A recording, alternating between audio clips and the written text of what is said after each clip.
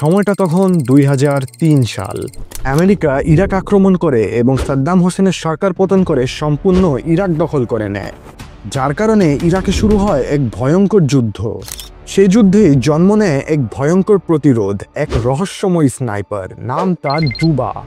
Juba ছিল এক ভয়ঙ্কর স্নাইপার যে বাগদাদের অলিতে গলিতে থাকা আমেরিকান সৈন্যদের একে একে হত্যা করতে থাকে।